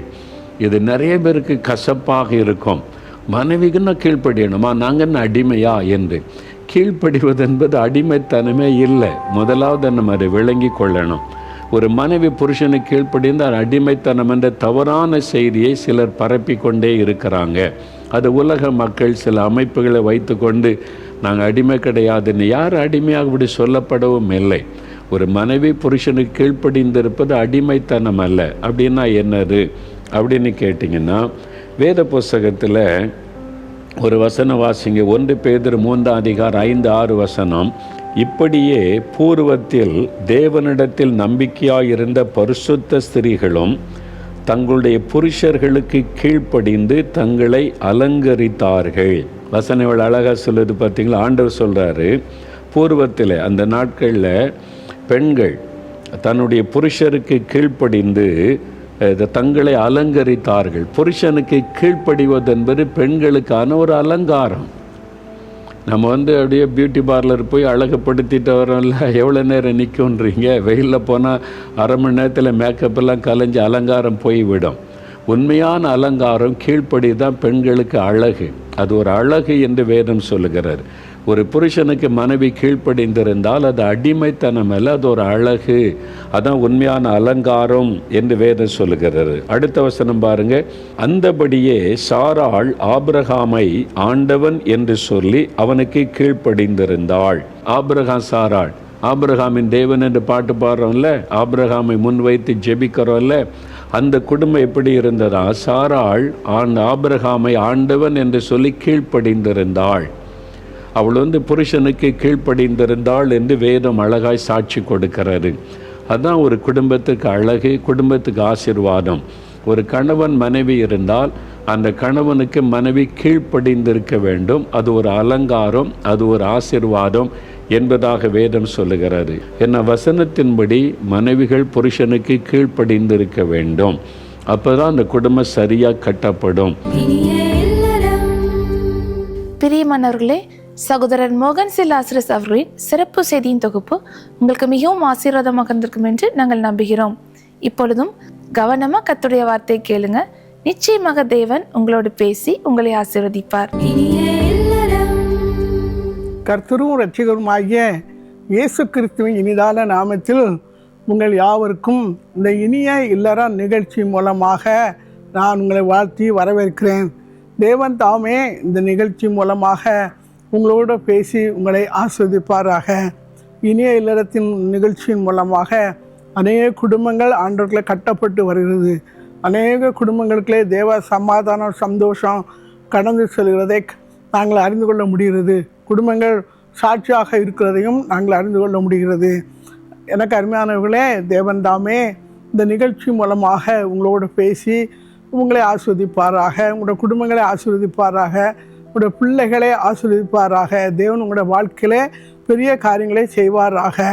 இந்த நாளிலேயும் 1 பேதுரு 3:1-2 மனைவிகளே, உங்கள் சொந்த புருஷருக்கு கீழ்ப்படிந்திருங்கள். அப்பொழுது அவர்களில் யாராவது திருவசனத்துக்கு கீழ்ப்படியாதவர்களாக இருந்தால் பயபக்தியோடு கூடிய உங்கள் கற்புள்ள நடக்கையை அவர்கள் பார்த்து போதனையின்றி மனைவிகளின் நடக்கையினாலேயே ஆதாயப்படுத்தி கொள்ளப்படுவார்கள். மனைவி எப்படி இருக்கணும், குடும்பம் எப்படி இருக்கணும்னு சொல்லி ஆண்டவர் வைத்திருக்கிறார். எனக்கு அருமையானவர்களே, தேவன் நம்முடைய குடும்பம் சமாதானமாக இருக்கணும், சந்தோஷமாக இருக்கணும், ஆசீர்வாதமாக இருக்கணும்னு சொல்லி விரும்புகிறாரு. தேவன் குடும்பங்களை ஆசீர்வதிக்கிற தேவன். குடும்பம்னு சொன்னால் கணவர், மனைவி, பிள்ளைகள் சேர்ந்தது தான் குடும்பம். இந்த குடும்பம் மகிழ்ச்சியாக இருக்கணும். குடும்பம் மகிழ்ச்சியாக சந்தோஷமாக இருக்கும்போது தேவன் குடும்பங்கள் மூலமாக ஆண்டோட நாமம் மகிமைப்படும். எனக்கு அருமையானே, ஒருவேளை உங்களோட வாழ்க்கையில் இந்த நிகழ்ச்சியை பார்த்து கொண்டிருக்க உங்களோட வாழ்க்கையில் நீங்கள் ஒரு ஆண்டோட பிள்ளையாக இருக்கலாம். வேத வாசித்து ஜெபம் பண்ணி நீங்கள் கர்த்தரோடு இருக்கலாம். உங்களோட கணவரோ ஒரு ஆவிக்குரிய மனிதராக இல்லாமல் இருக்கலாம். உங்கள் கணவர் உங்களை விட படிப்பு குறைவாக இருக்கலாம். நீங்கள் கணவரோட கூட அதிகமாக படித்திருக்கலாம். ஆனால் நீங்கள் யாராக இருந்தாலும் ஆண்டவர் உங்களுக்கு தந்த கணவரை நேசிக்கணும், மதிக்கணும், கற்றுக்கொள்ளணும். கணவருக்கு மேலாக நாம் என்றைக்கு நிற்கக்கூடாது. முதல்ல நமக்கு ஆண்டவர், 2வது நமக்கு கணவர், 3வது நாம் நம்முடைய கணவருக்கு கீழ்ப்படிந்து நடக்கணும். மனைவிமார்கள் ஆண்டவர் நமக்கு தந்த சொந்த கணவருக்காக நாம் ஆண்டவருக்கு நன்றி செலுத்தணும். நம்முடைய கணவருக்கு கீழ்ப்படியணும். கணவர் ரசிக்கப்படாதவராக இருக்கலாம். நீங்கள் உங்கள் கணவரை அற்பமாக எண்ணக்கூடாது. கணவரை மதிக்கணும், நேசிக்கணும், அன்பு பாராட்டணும். கணவருக்கு செய்ய வேண்டிய காரியங்களை எல்லாம் நீங்கள் செய்யணும். செய்து ஆண்டோட நாமத்தை மகிமைப்படுத்தணும். கணவரை பார்த்து நீங்கள் ரசிக்கப்படணும், நீங்கள் அபிஷேகம் பெறணும், நீங்கள் பைபிள் வாசிக்கணும், ஜெபம் பண்ணணும். நீங்கள் ஆண்டோட பிள்ளையாக இருந்தால் தான் நம்ம குடும்ப ஆசீர்வாதமாக இருக்குன்னு சொல்லி நீங்கள் கணவருக்கு ஆலோசனை கொடுக்கக்கூடாது. மனைவி நல்ல நடக்கையினால தான், உங்களுடைய சாட்சியான வாழ்க்கை மூலமாக தான் உங்கள் கணவரை ஆண்டவர்களை கொண்டு வர முடியும். நீங்கள் ஒரு அன்புள்ள மனைவியா, ஒரு பொறுமை உள்ள மனைவியா, ஒரு தாழ்மை உள்ள மனைவியாக நீங்கள் இருக்கணும். இருக்கும்போது தான் உங்களோட குடும்பம் ஆண்டவர்களை அலங்கரிக்கப்படும், குடும்பம் ஆசீர்வாதமாக இருக்கும். கணவருக்கு நீங்கள் ஆலோசனை சொல்லக்கூடாது. கணவருக்காக ஒருவேளை இந்த நிகழ்ச்சியை பார்த்து கொண்டிருக்க உங்களோட கணவர் 24 மணி நேரம் குடிகாரராக இருக்கலாம், இல்லை ஆலயத்துக்கு போகாதவராக இருக்கலாம், இல்லை பைபிள் வாசிக்காதவராக ஜெபம் பண்ணாதவராக இருக்கலாம். ஆனால் நீங்கள் அந்தரங்கத்தில் நீங்கள் கணவருக்காக ஜெபம் பண்ணும்போது ஆண்டவர் வெளியரங்கமாக கிரியை செய்வார். உங்கள் கணவரை வச்சுக்கிட்டே இவர் பைபிள் வாசிக்க மாட்டார், ஜெபம் பண்ணுவார், ஆண்டோட பிள்ளை இல்லைன்னு சொல்லி உங்கள் கணவரை அற்பமாக மாற்றதுக்கு முன்னால் பேசக்கூடாது. அப்படி பேசும்போது அது உங்களுடைய கணவருடைய இருதயத்தை வேதனைப்படுத்தும். நாம் நம்முடைய கணவரை வேதனைப்படுத்தக்கூடாது. அன்பான வார்த்தைகளை பேசி அன்பினாலே நாம் அவர்களை கிறிஸ்துக்களை கொண்டு வரணும். மனைவி நல்ல நடக்கையினால தான் கணவரை ஆதாயப்படுத்த முடியும். அப்போ மனைவிமார்களாகி நாம் நம்முடைய வாழ்க்கையில் நல்ல காரியங்களை கடைப்பிடிக்கணும். குடும்பத்தில் கணவருக்கு ஏற்ற நல்ல மனைவியாக நாம் இருக்கணும். நாம் அப்படி இருக்கும்போது நம்முடைய கணவரை கிறிஸ்துக்களை ஆதாயப்படுத்த முடியும். எனக்கு அருமையானவர்களே, ஒரு நாளில் ஒரு சகோதரர் 24 மணி நேரமும் குடிச்சு கொண்டே இருப்பாராம். வேலைக்கு போவார், ஆனால் பணத்தெல்லாம் கொண்டு வர மாட்டார். ஆனால் நல்லா 24 மணி நேரமும் நல்லா குடிச்சிட்டு தான் வேலையிலேருந்து வருவார். அப்போ சில சமயம் குடிச்சிட்டு வரும்போது வீட்டுக்கு வெளியே படுத்து கிடப்பார். அப்போ மனைவி கணவரை காணலேன்னு சொல்லி தேடிகிட்டே இருப்பாங்களாம். கதவை திறந்து பார்த்தா வாசலில் படுத்து கிடப்பாராம். இந்த குடி வரையில் அவர் கண்ணு மூக்கு தெரியாமல் படுத்துருப்பாராம். அப்போ மனைவி கணவரை தன்னுடைய தோளில் போட்டு தூக்கி உள்ளே கொண்டு வந்து கட்டலில் படுக்க வைப்பாங்களாம். அன்புள்ள மனைவி, அவங்க பொறுப்புள்ள மனைவி, கணவர் மேலே அக்கறை உள்ள மனைவி. அந்த கணவரை காணும்னு சொல்லி தேடுறாங்க. இப்போ கணவர் வெளியே படுத்துருக்கிறாரு. கணவரை தூக்கிட்டு வந்து வீட்டில் படுக்க வச்சுட்டு அப்புறம் அவங்க கணவருக்காக ஜெபம் பண்ணுறாங்க. இப்படி செய்து கொண்டே இருக்கும்போது ஒரு நாளில் வேலை செய்கிற இடத்துல சொல்லியிருக்காரு, அவங்க ஃப்ரெண்ட்ஸ் எல்லாம் சொன்னாங்களாம், நாங்கள் குடிச்சிட்டு வீட்டுக்கு போனால் மனைவி ராத்திரி வெளியே போட்டு கதவை பூட்டிடுறா, கதவை திறக்க மாட்டேங்க. நாங்கள் ராத்திரிலாம் வெளியில் படுத்து கிடந்துட்டு காலையில் கதவை திறந்த பிறகு தான் வீட்டுக்குள்ளே போகிறோம். எங்கள் மனைவி நைட்டில் சாப்பாடும் தரமாட்டாங்க. நாங்கள் வெளியே தான் படுத்து கிடந்துட்டு காலையில் உள்ளே போகிறோம். எங்கள் வாழ்க்கை இப்படி இருக்குதுன்னு சொன்னபோது இந்த குடிகார சகோதரன் சொல்லியிருக்காரு, என் மனைவி அப்படி இல்லை, நான் எந்த ராத்திரி குடிச்சிட்டு போனாலும் என்னை கதவை திறந்து என்ன கை தாங்கலாம் கொண்டு போய் வீட்டில் படுக்க வச்சுருவா. மனைவி படுக்க வச்சு என்னை அன்பாக கவனிப்பா நீ செய்ய வேண்டிய காரியத்தை எல்லாம் என் மனைவி எனக்கு செய்வா. என் மனைவி அன்புள்ள மனைவின்னு சொல்லி இந்த குடிகார சகோதரர் தன்னோட ஃப்ரெண்ட்ஸுகளுக்கு சொல்லியிருக்காரு. அப்போ அந்த ஃப்ரெண்ட்ஸுகள் கேட்டிருக்கா, அது எப்படிடா எங்கள் மனைவிலாம் வெளியே போட்டு பூட்டிடுறாங்களே, ஒன்றை மட்டும் எப்படிடா அப்படின்னு சொல்லும்போது இந்த குடிகார நண்பர் சொல்லியிருக்காரு, நீங்கள் வேணால் எங்கள் வீட்டுக்கு வந்து பாருங்களேன், என் மனைவி என்ன அன்பாக தான் வச்சுருப்பா, என்ன அன்பாக நேசிப்பா, எனக்கு செய்ய வேண்டிய காரியத்தெல்லாம் செய்வான்னு சொல்லி இந்த குடிகார நண்பர் சொல்லியிருக்காரு. உடனே அவங்க சொல்லியிருக்காங்க, அந்த குடிகார நண்பர்கள்லாம் சேர்ந்து சொல்லியிருக்காங்க, நாங்கள் ஒரு நாள் உன் வீட்டுக்கு விருந்துக்கு வரோம், உன் மனைவி எப்படி கவனிக்கா உன்னை அப்படி எல்லாம் பார்ப்போன்னு சொல்லியிருக்காங்க. உடனே இவர் வீட்டில் மனைவிட்ட சொல்லியிருக்காரு, என் நண்பர் எல்லாரும் நம்ம வீட்டுக்கு சாப்பிட வரப்போகிறாங்க, விருந்துக்கு வரப்போகிறாங்க அப்படின்னு சொன்ன உடனே இந்த சகோதரி சொல்லியிருக்காங்க, சரி நம்ம வீட்டுக்கு வரட்டும், எல்லோரும் வரட்டும், நம்ம நல்லா உபசரித்து கனம் பண்ணி அனுப்பிவிடுவோன்னு சொல்லி சகோதரி அவர்கள் சொல்லியிருக்காங்க. இவர் போய் தன்னுடைய ஃப்ரெண்ட்ஸ் எல்லார்ட்டையும் சொல்லிவிட்டு ஒரு நாள் வேலை முடிஞ்சு வரும்போது எல்லோரும் நல்ல குடியில் வந்திருக்காங்க. இவரும் அந்த வீட்டுக்காரரும் குடியில் தான் வந்திருக்காரு. எல்லோரும் குடிச்சிட்டு வந்திருக்காங்க. மனைவி வெளியே உள்ளே இருந்து பார்த்துக்கிட்டு இருந்திருக்காங்க. எல்லோரும் குடிச்சிட்டு அப்படி லாந்து எல்லாம் உள்ளே வந்திருக்காங்க. மேசை போட்டிருக்கு, இலை போட்டிருக்கு, தண்ணி வைக்கப்பட்டிருக்கு, சேர் போட்டிருக்கு. எல்லோரையும் சிஸ்டர் வரவழைச்சி எல்லோரும் வாங்க உள்ளே இருந்து சாப்பிடுங்கன்னு சொல்லியிருக்காங்க. இப்போ எல்லோரும் உள்ளே இருந்திருக்காங்க. இவர் இந்த சிஸ்டருடைய கணவரும் உள்ளே இருந்திருக்காரு. அப்போ சாப்பாடு சிஸ்டர் எல்லாருக்கும் சாப்பாடு வச்சுருக்காங்க, சாப்பாடு பரிமாறியிருக்காங்க. சாப்பாடு பரிமாறிட்டு இருக்கும்போது ஒரு நண்பர் கேட்டாராம், சிஸ்டர் நான் உங்கள்கிட்ட ஒரு கேள்வி கேட்கட்டுமா அப்படின்னு சொல்லி. இப்போ என்ன அப்படின்னு சொல்லி கேட்டான்னா, எப்படி உங்கள் இந்த குடிகார கணவரை எப்படி உங்களுக்கு நேசிக்க முடியுது? ஒரு எப்படி நீங்கள் அன்பு பாராட்டுறீங்க, இவ்வளோ அன்பாக சமையல் நாங்களும் குடிச்சு தான் வந்திருக்கோம், குடிச்சு வந்திருக்கோம், இப்போ எங்கள் எல்லாருக்கும் அன்பாக நீங்கள் சமையல் பண்ணி சாப்பாடு தரீங்களே, இது எப்படி அப்படின்னு சொல்லி கேட்கும்போது இந்த சகோதரி சொன்னாங்களா, நான் ஒரு ஆண்டோடைய பிள்ளை, நான் ஒரு ஆண்டோடைய பிள்ளை, நான் வேத வாசிப்பேன், ஜெபம் பண்ணுவேன், அவருக்கு பிரியமான வாழ்க்கை வாழ்கிறேன், ஆண்டவருடைய வசனத்தின்படி நான் என்னை அர்ப்பணிச்சிருக்கிறேன்னு சொல்லி அந்த சகோதரி சொன்னார்களாம். ஆனால் ஒரே ஒரு கவலை எனக்கு, நான் மரித்தா பரலோகத்துக்கு போயிடுவேன், நான் மரித்தா பரலோகத்துக்கு போயிடுவேன், ஆனால் என் கணவர் மரித்தா பரலோகத்துக்கு போகணுமே, என் கணவர் மரித்தா எங்கே போவார், அந்த ஒன்று தான் எனக்கு வேதனையாக இருக்குதுன்னு சொல்லி இந்த சகோதரி கண்ணீர் வடித்தாங்களாம்.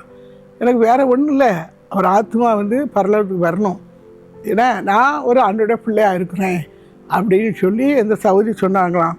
அந்த சகோதரி சொன்ன அந்த வார்த்தை கணவருடைய இதயத்தை தொட்டுட்டு உடனே கணவர் அழுதுருக்காரு. அழுதுட்டு நான் இனி குடிக்க மாட்டேன், நான் தீர்மானிச்சிட்டேன், இனி நான் ஆலயத்துக்கு போவேன், வேத வாசிப்பேன், ஜெபிப்பேன், நான் ஆண்டவருக்கு பிரியமான வாழ்க்கை வாழுவேன் என்று சொல்லி அந்த இடத்துல தன்னை அர்ப்பணிச்சாராம். எனக்கு அருமையானவர்களே, போதனை இன்றி மனைவியின் நல்ல நடத்தினால தான் கணவரை ஆதாரப்படுத்த முடியும். கணவரை சும்மா குறை சொல்லிக்கிட்டே இருக்கக்கூடாது. கணவரை நேசிக்கணும், மதிக்கணும், கனம் பண்ணணும், அன்பு செலுத்தணும், அன்பு பாராட்டணும். இப்போ இங்கே இந்த சகோதரி கணவர் 24 மணி நேரம் குடியேறாரு, எப்போ குடிச்சு தான் வர்றாரு.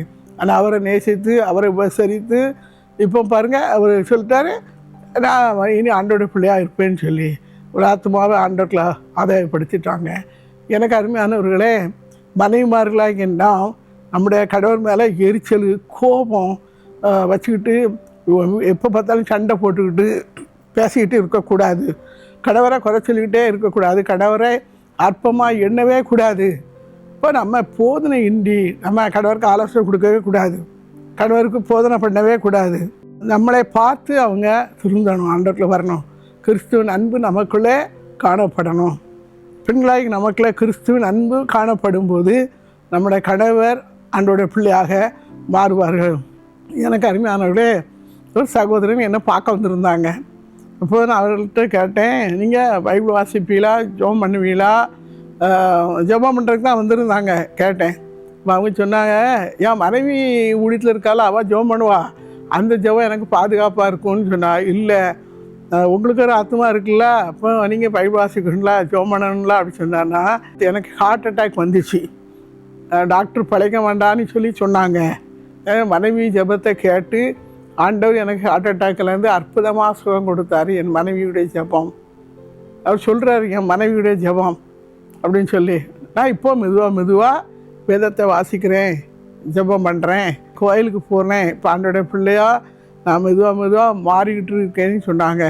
எனக்கு அருமையான அந்த சகோதரி நினச்சா குடிச்சிட்டு அவர் குடிக்கிறாரு, அவருக்கு ஹார்ட் அட்டாக் வந்திருக்கு, சரி அவர் இல்லைன்னா பரவாயில்ல, நம்ம காரியத்தை பார்த்துக்கலான்னு சொல்லி அவன் நினச்சிருக்கலாம். இல்லை, எனக்கு அருமையான அப்படி நினைக்கல. கணவர் தனக்கு வேணும், என் பிள்ளைகளுக்கு அப்பா வேணும் என்று சொல்லி அவள் ஆண்டவர் இடத்துல ஜெபம் பண்ணி அந்த சகோதரரை அவள் மாற்றியிருக்கிறா. மனைவியுடைய அன்பு, மனைவியுடைய சாட்சியான வாழ்க்கை அந்த சகோதரனை மாற்றியது. நாம் எப்படிப்பட்ட மனைவிமாராக நம்ம இருக்கிறோம், நம்ம குடும்ப வாழ்க்கையிலே நாம் எப்படிப்பட்ட மனைவியாக இருக்கிறோம், கணவரிடத்தில் எப்படிப்பட்ட மனைவியாக நம்ம இருக்கிறோம். கணவரிடத்தில் சண்டை போடுறோமா, பேசுகிறாமா, பொது இடத்துல இருந்து கணவரை அற்பமாக பேச, சிகரெட்டு குடிக்காரு, பீடி குடிக்கிறாரு, கஞ்சா போடுறாரு, 24 மணி நேரம் குடிக்காருன்னு சொல்லி கணவரை மற்றொரு இடத்துல அற்பமாக பேசக்கூடாது, விட்டு கொடுக்கக்கூடாது. ஆண்டவர் நமக்கு தந்த தலை, நமக்கு தந்த கணவர், இந்த கணவரை மற்றொரு இடத்துல விட்டு கொடுக்கக்கூடாது. கணவரை நாம் நேசிக்கணும், மதிக்கணும், அன்பு பாராட்டணும். கணவருக்காக செபிக்கும் போது நம்முடைய கணவரை தேவன் மாற்றி தருவார். நீங்கள் யோசிக்கலாம், என் கணவர் ஒரு மாற்றம் இல்லையே, ஒரு மாற்றம் இல்லையா, என் குடும்பத்தில் ஒரு ஆசீர்வாதம் இல்லையே, என் குடும்பத்தில் ஆசீர்வாதம் இல்லையா, என் குடும்பத்தில் சாப்பெல்லாம் காணப்படுது, வீட்டில் சந்தோஷமே இல்லையே, துக்க வீடு போலலாம் என் வீடு இருக்குதுன்னு சொல்லி நீங்கள் நினைக்கலாம். எனக்கு அருமையானவர்களே, தேவனுடைய சமூகத்திலே உங்களை தாழ்த்தி நீங்கள் ஜெபம் பண்ணுங்க.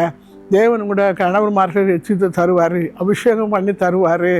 கணவன்மார்களை அபிஷேகம் பண்ணி ஆண்டவர் கட்டி சொல்லி சாட்சியாக நிறுத்துவார். உங்களுடைய கணவன்மார்களை ஜெபிக்கிற மனிதராக தேவன் மாற்றி தருவார்.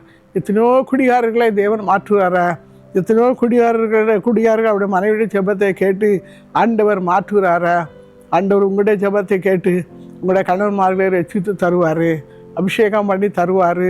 நாம் ஆண்டவரத்தை ஜெபிக்கும் போது ஆண்டவர் நம்ம உங்களுடைய ஜெபத்தை கேட்டு ஆண்டவர் உங்களுடைய கணவன்மார்களை ரட்சித்து தருவார். கல்லான இதயமுள்ள கணவராக இருக்கலாம், இல்லை முரட்டாட்டம் உள்ள கணவராக இருக்கலாம். எப்பேற்பட்ட கணவராக இருந்தாலும் இயேசுவால் அவருடைய இருதயங்களை மாற்ற முடியும். அவருடைய கல்லான இருதயத்தை இயேசுவால் மாற்ற முடியும். அப்போ உங்களுடைய ஜெபம் ஆண்டோட சமூகத்தில் விருதியாக இருக்கணும். நீங்கள் ஒன்றுக்கும் கவலைப்படாமல், பிலிப்பியர் 4:6 சொல்லப்பட்டிருக்குது, நீங்கள் ஒன்றுக்கும் கவலைப்படாமல் உங்கள் விண்ணப்பங்களை சோத்தத்தோடு கூடிய ஜெபத்தினாலும் வேண்டுதலினாலும் தேவனுக்கு தெரியப்படுத்துங்கள் என்று சொல்லி நாம் ஆண்டோட சமூகத்தில் ஜெபிக்கணும். அதிகமாக ஜெபிக்கணும். ஆண்டோட சமூகத்தில் அமர்ந்திருந்து ஜெபிக்கணும். ஜெபிக்கும் போது தேவன் நம்முடைய குடும்பங்களுக்குள்ளே மாற்றத்தை கொண்டு வருவாராக, நம்முடைய குடும்பங்களை ஆசீர்வதிப்பாராக. நீங்கள் இழந்து போன ஆசீர்வாதங்களை எல்லாம் தேவன் உங்களுக்கு திரும்ப தந்து உங்களை சந்தோஷப்படுத்துவாராக. நாம் ஜெபிப்போமா? இயேசுவே, உமக்கு நன்றி செலுத்துகிறோம் அப்பா. குடும்பங்களுக்காக உமக்கு நன்றி செலுத்துகிறேன் ஆண்டவரே. ஆண்டவரை நீர் கொடுத்த குடும்பம் ஆண்டவரே. குடும்பங்களை நீ ஆசீர்வதிக்கணும் ஆண்டவரே. குடும்பத்தில் இருக்கிற கணவன்மார்களை நீ ஆசீர்வதிக்கணும். குடும்பத்தில் இருக்கிற கணவன்மார்களை நீ தொடணும் ஆண்டவரே. ஆண்டவரே, குடும்பத்தில் இருக்கிற கணவன்மார்களுடைய இருதயத்தை மாற்றணும். கல்லான இருதயங்கள் மாறணும் ஆண்டவரே. குடிக்க அடிமைப்பட்டு கிடக்கிற ஆண்டவரே, 24 மணி நேரமும் குடிக்க அடிமைப்பட்டு இருக்கிற கணவன்மார்களை நீ ரட்சித்து கொடு ஆண்டவரே. அவருடைய இருதயங்களுக்குள்ள ஆவியான கிரியை செய்யும். கல்லான இருதயங்களை உடைக்கப்படட்டும். வார்த்தைக்கு கீழ் படியட்டும் ஆண்டவரே. கண்ணீரோடு மனம் திரும்பட்டும் ஆண்டவரே. ஒரு பலத்தை அசை உண்டாக்கும் ஆண்டவரே. எத்தனை வருட குடிகாரராக இருந்தாலும் மனைவியுடைய கண்ணீர் செவம் அரணா இருக்குமே ஆண்டவரே. குடிகார கணவன்மார்கள் எல்லாம் நீ மாற்றி தாரும் ஆண்டவரே. போதை வஸ்துக்கும், கஞ்சாவுக்கும், பீடிக்கும், சிகரெட்டுக்கும் தடிமைப்பட்டு கிடக்கிற அந்த கணவன்மார்களை ரட்சித்து கொடு ஆண்டவரே. அவருடைய வாழ்க்கை நீ பரிசுத்தப்படுத்தும் ஆண்டவரே. என் கணவர் ஒரு மாட்டிலே இப்போ பார்த்தாலும் சண்டை போடுறாரு ஆண்டவரே. என் கணவர் நிமித்தமாக, குடி நிமித்தமாக கடன் பிரச்சனையில் நாங்கள் வாடி இருக்கிறோம். கடன் பிரச்சனையை ஆண்டவரை அடைக்க முடியலையா, வேதனோடு இருக்கிறேன்னு சொல்லி ஜெபிக்கிற சகோதரியோட கண்ணீருக்கு இறங்கி ஆண்டவரே, குடும்பத்தில் இருக்கிற ஆண்டவர் எல்லா நஷ்டங்களையும் பிள்ளைகளுக்கு லாபமாக்கி கொடும் ஆண்டவரே. எல்லா கடன் பிரச்சனையும் அடைக்க வழியை திறந்து கொடும் ஆண்டவரே. எங்கே வழியில் எங்களை வழியில் உண்டாக்குற தேவனே, கட்டாயம் ஒரு அற்புதத்தை செய்யும். கணவன்மார்கள் செய்கிற தொழிலை நீ ஆசீர்வதியும். அவருடைய கையின் பேசத்தை ஆசீர்வதியும். அவன் செய்வதெல்லாம் வாய்க்கும் என்ற வார்த்தையின்படி பிள்ளையுடைய கையின் பேசத்தை ஆசீர்வதியும். பெருக பண்ணும், சாட்சியாக நிறுத்தும் ஆண்டவரே. உன் துக்கம் சந்தோஷமாக மாறும் என்ற வார்த்தையின்படி ஆண்டவரே, பிள்ளைகளுடைய துக்கம் சந்தோஷமாய் மாறட்டும். பிள்ளையுடைய வாழ்க்கையிலே அற்புதங்களை செய்யும் ஆண்டவரே. வியாதியோடு இருக்கிற கணவன்மார்களை தொடும், வியாதி படுக்கை மாற்றும் ஆண்டவரே. பிள்ளைகள் எழுந்து உடைய நாமத்தை மகிமைப்படுத்தட்டும். உமக்கென்று சொல்லி சாட்சியாக நிறுத்தும் ஆண்டவரே. எங்கள் சகோதரிமார்களை ஆசீர்வதியும். ஜெபத்தின் ஆவினால், விண்ணப்பத்தின் ஆவினால் நிறைத்தரணும் ஆண்டவரே. இடைவிடாமல் ஜெபிக்க, இரவும் பகலும் ஜெபிக்க உடைய பாதுகாவலை காத்திருக்க கர்த்தர் கிருபை கொடுத்து நடத்தும் ஆண்டவரே. நீர் அப்படி செய்யறதுக்காக உமக்கு நன்றி செலுத்துகிறோம் ஆண்டவரே. எல்லா துதியும் கனமும் மகிமையும் உமக்கு மட்டுமே செலுத்துகிறோம். மீட்பர் இயேசு நாமத்தில் ஜெபிக்கிறேன் நல்ல பிதாவே, ஆமேன், ஆமேன். பிரியமானவர்களே, இந்த நிகழ்ச்சி உங்களுக்கு மிகவும் ஆசீர்வாதமாக இருந்திருக்கும் என்று கர்த்தருக்குள் விசுவாசிக்கிறோம். நீங்கள் பெற்றுக்கொண்ட நன்மைகளை எங்களுக்கு தெரியப்படுத்த மறவாதிருங்கள். வருகின்ற சனி மற்றும் ஞாயிற்றுக்கிழமைகளில் ஒளிபரப்பாகும் ஜெபிக்கலாம் வாங்க நிகழ்ச்சியை குடும்பத்துடன் காண தவறாதிருங்கள். மீண்டும் மற்றும் ஒரு நிகழ்ச்சியில் உங்களை சந்திக்கிறோம். அதுவரை தேவ கிருபை உங்களோடு இருப்பதாக. For further details and prayer support, contact Jesus Redeems Ministries, Nalumavudi, Thuthukudi District, 628-211. Our phone number 04639 353535. info@jesusredeems.org. Our website www.jesusredeems.com. God bless you.